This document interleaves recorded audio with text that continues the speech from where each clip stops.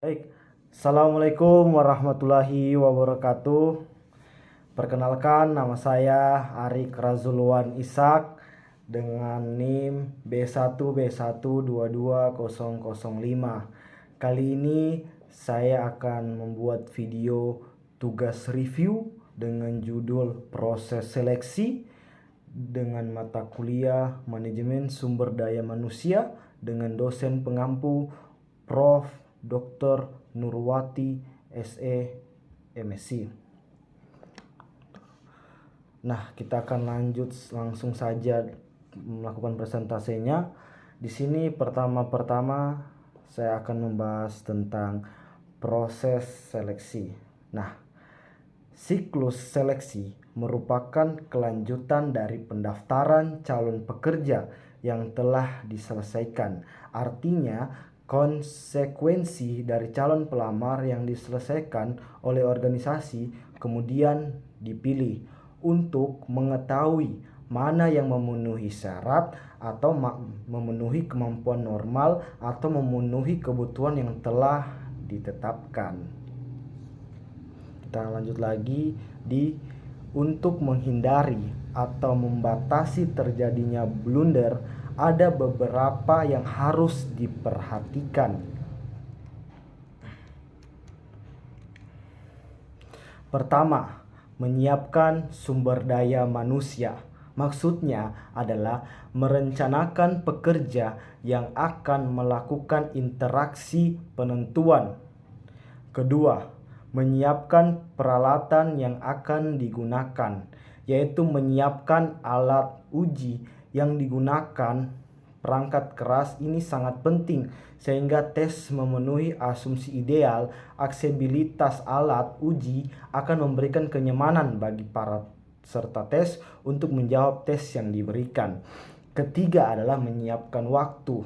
Nah, artinya dalam melangkah melalui ujian, anggota diberikan waktu yang ditunjukkan dengan tahapan ujian yang akan dilakukan. Ini menceritakan bahwa setiap tes membuat beberapa ingatan khusus mulai dari tes umum, tes mental, wawancara, atau tes yang masuk akal.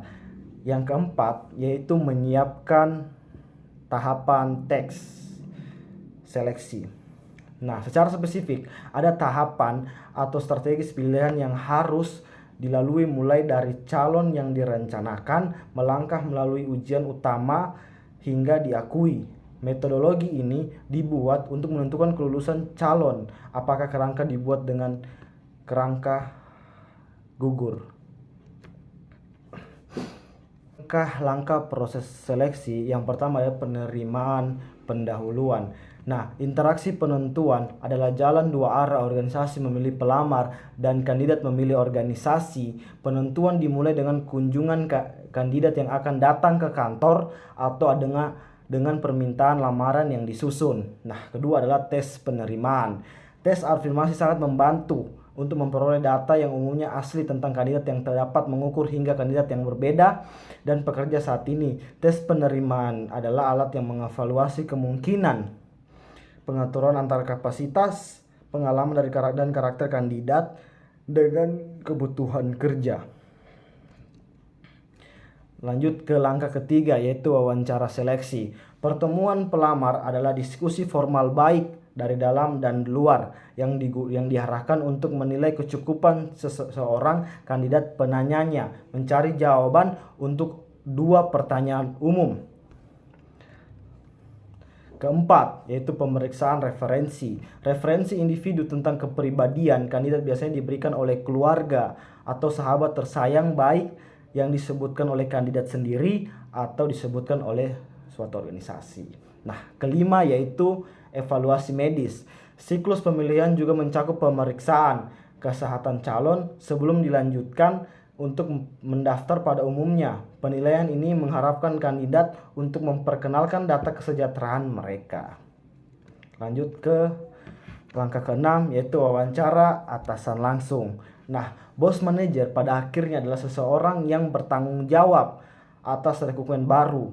Sejalan dengan itu, perspektif dan dukungan mereka harus dipertimbangkan untuk pilihan afirmasi terakhir. Atasan sering dapat menilai kemampuan khusus kandidat dan lebih tepatnya menjawab pertanyaan dari kandidat tentang pekerjaan tertentu.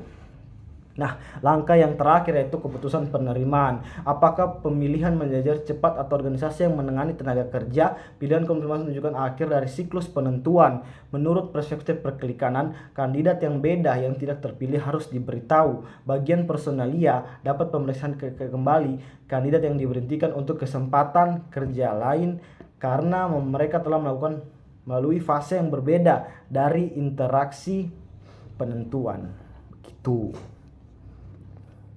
Kita lanjut di hasil seleksi dan umpan balik.